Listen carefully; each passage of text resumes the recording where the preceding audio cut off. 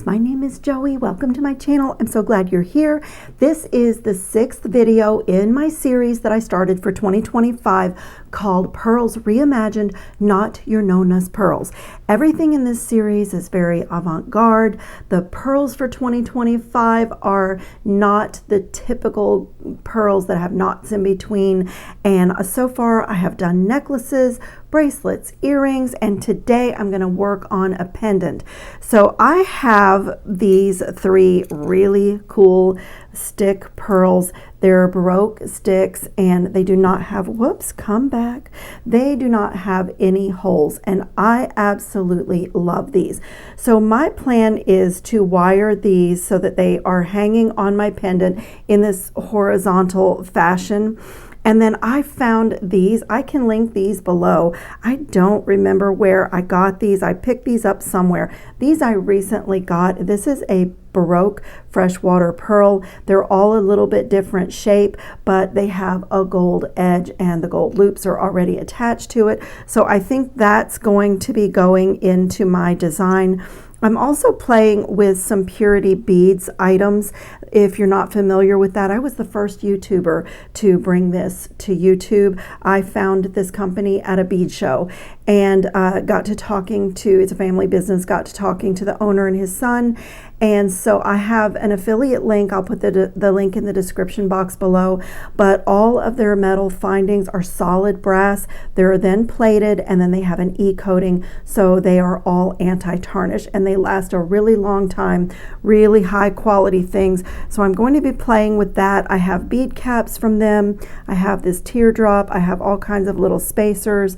And so I'll bring those in. I also have, this is purity beads as well, this little like rondelle, and that has a beautiful brushed finish on it. This little bead cap. I was playing with making my own head pin for this pendant, and I'm using this gorgeous beaded bead that is beaded out of freshwater pearls. They're all a little bit of an odd shape. I've kind of played around with the way that I want my wire to go up the center and the stack that I want here, but I need quite a long head pin for this design, and I didn't have a commercially made one. So this was the first one that I created just completely outside the box using this little bumpy spacer from Purity Beads. It's okay. I'm not thrilled with it. So I always have some head pins that I've made. I make them up ahead of time, and I always have some of them I hammer. The spiral is the most common one. I really love it, but I didn't want to do that today. I wanted this piece to be very avant-garde. I feel like the pearls right now are that way. They're experimental, they're edgy, they're unusual, very artisan, unique, one of a kind, and that's how I feel about it. So some of the other head pins that I make are these little like coil, what would we call it? It's like a coil instead of a ball or a flower. It's just a little coil on the end. I love this one with the little squiggle. I did these for either the first or second video in this series. I showed how I get a pearl or a bead in the center of a spiral. So I don't want to do that again. I'm going to set those aside. And I love my spiral head pins. That's the ones I use the most probably, but I'm going to set those aside because I know I won't be using those in this project. So it's between my little figure 8s that I made, and I'm kind of thinking that it's too boring for this. It's sweet, it's a cute little, but for the beads that I have here, I'm kind of ruling those out. So it's between this little squiggle. I have one here that I made that I hammered and textured. I have a couple that I left the wire round.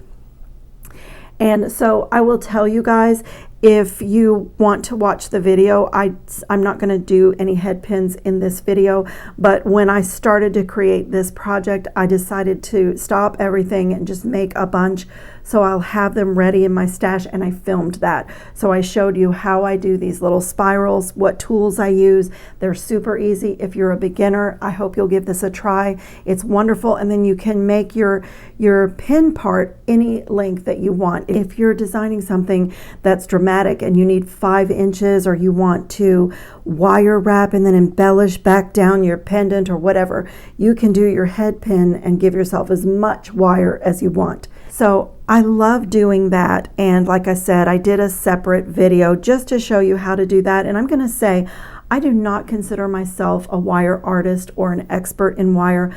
I have years and years, I don't even want to say how many years of experience. So I do some things, but I feel like these are really simplified. So if you're a little timid or insecure about your own sort of wire working, you really can't mess these up, because they're very artisan and unique, and really no two are alike. I do have kind of a method for making them, but no two of mine ever turn out alike. So I just took out an extra one of these teardrop brass beads, and that's what I'm leaning toward as my drop. I like my hammered finish and textured finish on this. It looks great with the brushed finish on this bead. So far that's the one that I think I'm going to use. But let's have a look at the coil too, because I'm a little bit torn. I like this a lot too. I like that look a lot too, because I think it's really contemporary. It looks almost like a little tiny cylindrical head pin at the bottom. So I really like that too. I wish I had a few of you here to tell me which one you would go for. I'm thinking that I'm going to settle on this one. I've been looking at these for quite a few hours today, and but anyway, I'll link in the description box below the video where I show how to do your own head pins. It's really fun, really easy, and you see I sat and just made some up. These are going to go in my stash, so you'll see these in my projects coming up. So I'm just going to start and build this pendant going up.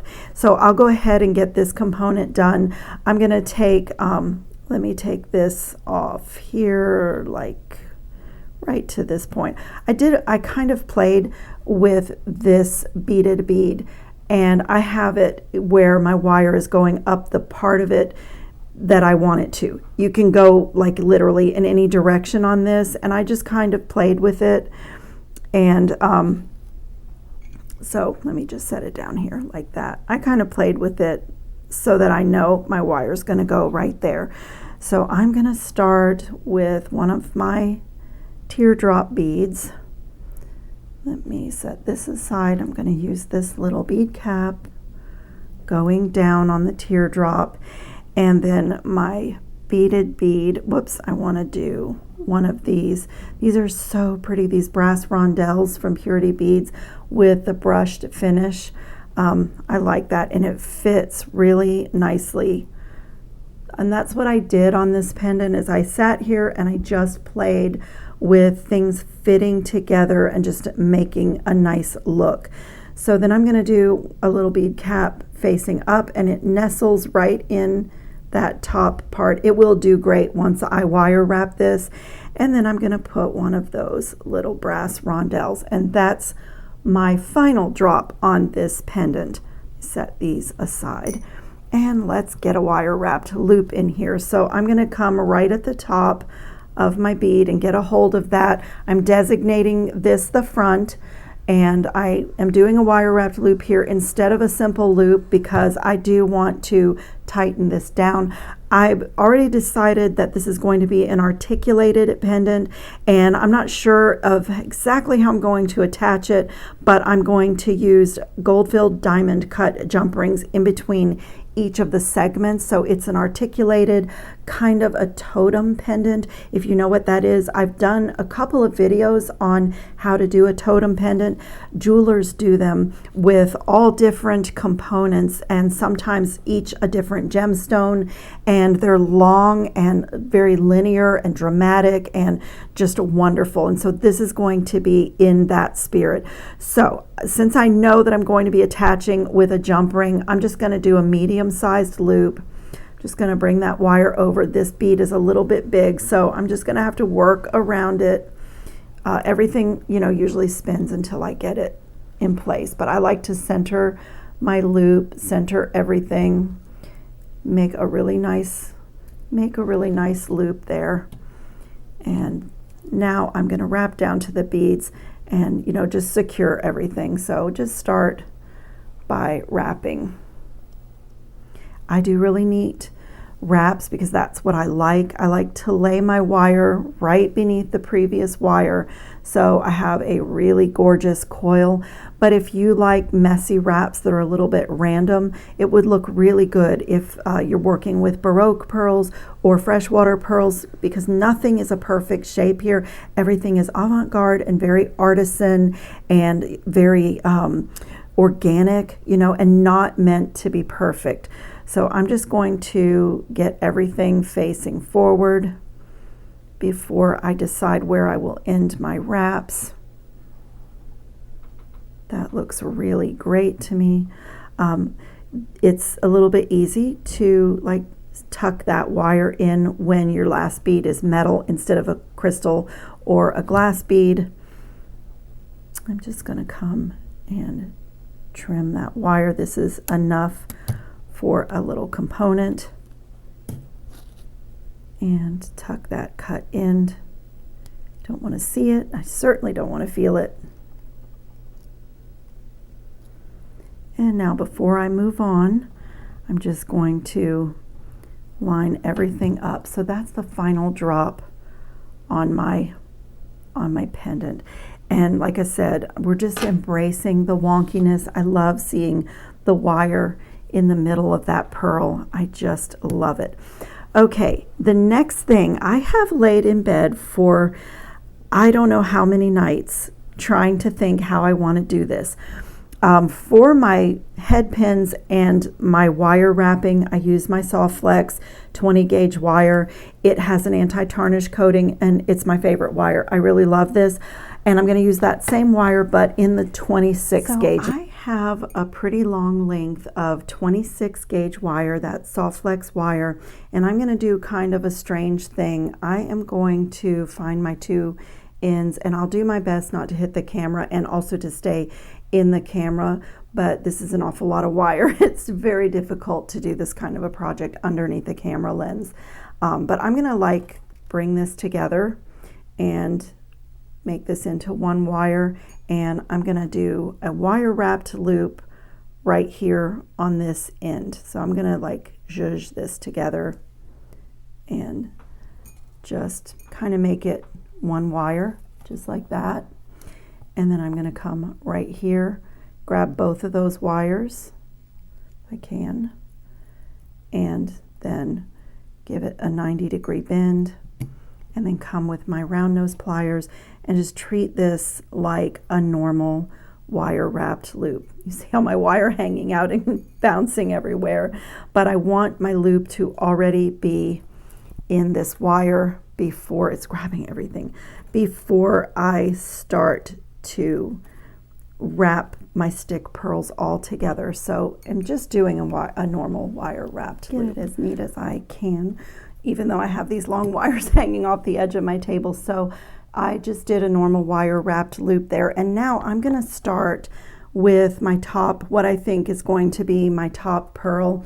And I'm going to snuggle that, now separate these wires, and I'm going to snuggle that in between these two wires and just get my wraps started. So I'm just going to pull it down. It's only 26 gauge wire, so you can do a lot of this with your fingers, but I'm gonna have to pull out of the camera to wrap this around. I just can't do it under the camera lens. I really want you guys to see what I'm doing, but I need this length of wire and it's really hard to wrap under the camera. So let me do a couple of wraps and I'll come back and show you. And I have one wire coming behind and one wire coming over. And so now I can come with my next pearl and add this one in with some more wraps.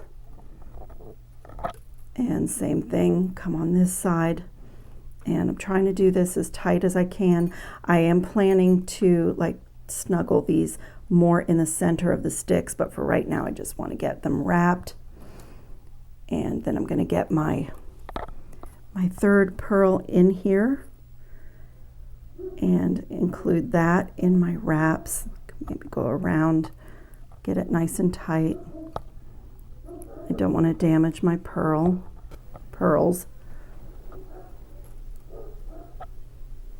Okay, so my second pearl is in, and I am bringing the wire in between. And I will tell you, I had not intended to do horizontal wire wrapping. My mental picture of this piece was everything being vertical, but as I said, I look for the natural path of the wire, and as I was putting the wraps in, I just felt like that would be really pretty and hold my stick pearls where I want. So I'm going to do the same thing. I'm going to get my third pearl in here. Try to stay under the camera a little bit better now because I've used up some of my wire length, but now I'm going to go up and attach this, and I'm trying to hold it tight, but I also want to keep it toward the center, and I'm going to let that one hang out and just switch. This is very random and very organic, and it's really hard to you know, to get it wrong. And I will say, I'm going to, full disclosure, I have unwrapped a couple of times when I didn't like something. So, you know, you can do that. And when you do, just make sure that you come back to your wire here and just straighten it. Keep it nice and straight and warm so you can keep, you know, keep wrapping. So I'm going to go up to the top now on both of these, and I want to get a horizontal wrap in here, get behind. So again, I'm just looking for the natural path of the wire. I like to use my nylon jaw pliers to zhuzh, push things where I want it. I want it to get in between there. Whoops, wrong wire, pulled the wrong wire. I'm going to pull this one. Still not where I want it to be. Can you see? I just really want it to get in the middle. So I just need to push it in the middle. Okay, and now I want to get this one.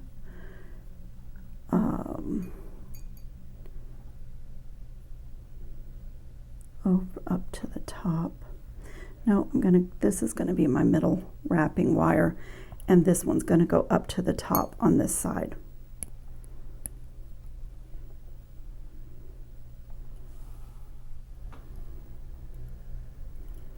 So when I'm doing this, I do need to leave enough wire to get another loop down here. So let me have a look at what I have left, and I'm going to pull everything in.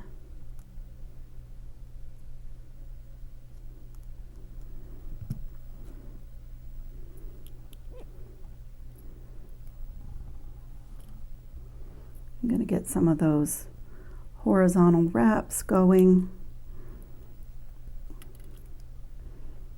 My stick pearls are nice and secure. I'm not happy with this right here. Turn it. And I don't like my pieces to be a mess on the back side either when I connect my pendant. I don't want it to be a mess on the back side either. So let's see. I am going to add a couple of wraps right here, and that's going to bring me back down, and I want these two wires to be in the center of my pendant so that my loop on the bottom matches the loop on the top. So I'm just going to weave this right through this little opening. Like I say, for me, this is the natural path of the wire. And I'm also being careful not to kink it.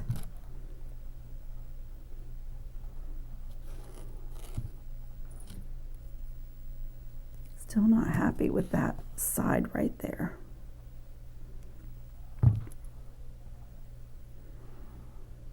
So I think what I'm going to do, because I have this pretty secure and it's nice and straight, I think what I'm going to do is come right here and get my my other loop in, and then I think I'm going to come back with another separate piece of this 20 gauge wire and just make this look a little bit better. So same thing, I'm just going to get those wires together, turn my pliers this way, and I'm going to give this a little twist, but it's 26 gauge wire, so you really do have to be careful twisting because you can snap it right off when you twist.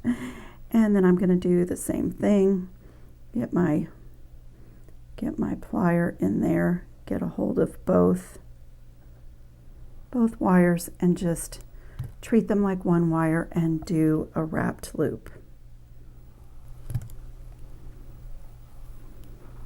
Okay, I like that.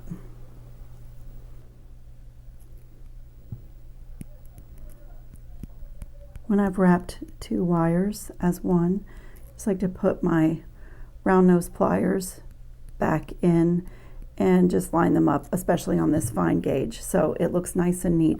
So I'm going to work on this a little bit. I'm going to trim this in the back and make sure it's not sharp. Just find a little spot to tuck it. So it's already so cool. Look at that, it's so pretty. But I am going to work on this middle part. I wrapped in such a way that it's secure, but I don't like the way the wire landed. So let me zhuzh them a little bit. I have them secure, so I don't want to do too much to that, but I just want to pull everything to the center gently.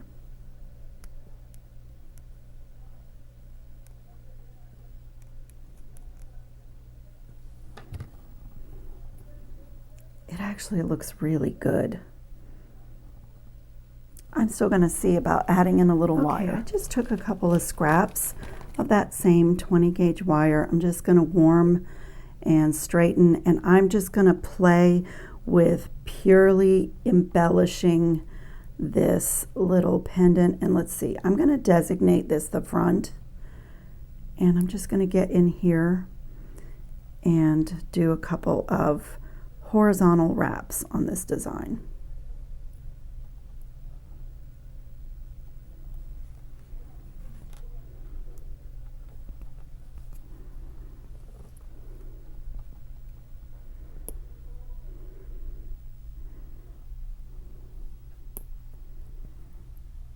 Yep, that's all it took. It looks more purposeful to me now. So I'm just going to let me lay this down on my mat and just get a little twist in here. And then I can tighten this on the back and trim and tuck. And then I'm going to do the same thing for the second little intersection.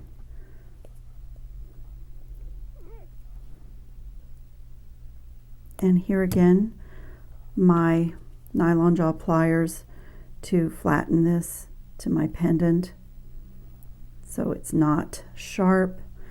And yes, that makes me so much happier. So I'm going to do the same thing here on this little section, just a couple of horizontal wraps just to look purposeful and not so random. I mean, this is a little bit random anyway, but I just didn't like the way it looked, and I like it so much better now. Okay, I am pretty happy with that. I really like the horizontal and vertical lines in this pendant, and my pearls are really secure, so I love that. And now I just have to decide how I want to connect this. Let me grab some of my diamond cut gold fill jump rings that I love.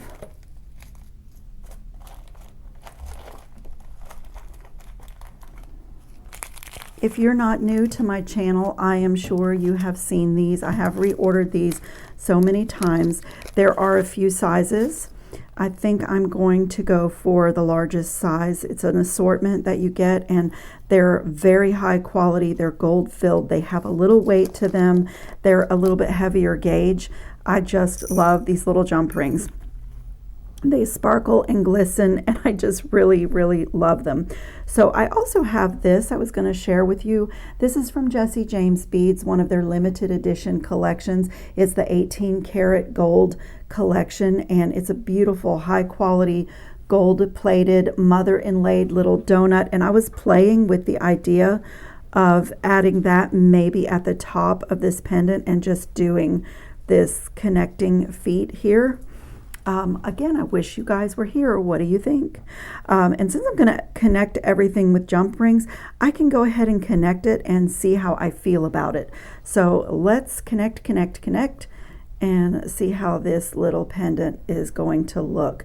And I've said this so many times, I know not everybody sees everything that's posted, but I make different empty chains in my jewelry box and keep them empty. And that way, as I get in beads or ideas, I don't always have to do a full necklace. I can just do a pendant. So I have 2 of my chains that I have made that don't have anything on them that I was thinking this pendant would be strung onto. I want that to be the front. And like I said, this is kind of a totem style pendant. These are so fun to make because each section, each articulated section on the pendant can be a totally different thing. Jewelers with fine jewelry, that's one of the things that they do. This is such a gorgeous pendant. Let me pull some chains in here and show you some of my styling options. So this is a chain that I have also from Purity Beads, and I pulled this one out because it's a little bit chunkier, and even the beautiful toggle clasp is from Purity Beads, and everything is e-coated, so it's anti-tarnish, and I love this color gold. So let me see if this little toggle will go sideways through my jump ring, and it does. And so I can wear this beautiful totem pearl pendant on this chain here. But I also have a smaller one if I wanted to do a little bit smaller scale chain. This is a gold-filled lobster claw clasp from an assortment that I use all the time, and this is also another chain from Purity Beads that has the anti-tarnish coating. So I really feel like I'm like stepping up my game, but this pendant is absolutely gorgeous. I love all the different pearls from mother of pearl. I wasn't even sure if I was going to use that, but from mother of pearl to the stick pearls with no holes. These, believe it or not, are an Amazon find. They're so cool. So I'm playing with my pendant, but I do want to do one more thing. Let me, I can leave that on. I am not certain about the gold plating that is on these Baroque pearls. So I'm going to use my Permalac coating on that just to make sure that it doesn't darken. Let me get a small little plastic thing to protect my mat, and I will show you what else I'm going to do with the Permalac. This is super simple. I'm just going to get a hold of this, and I'm going to brush the loops. I'm going to just brush around that little gold stripe.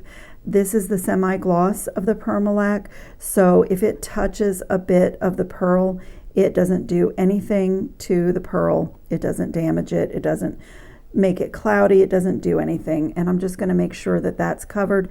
And I don't need to do, my wire is anti-tarnish. All of my Purity Beads findings are anti-tarnish.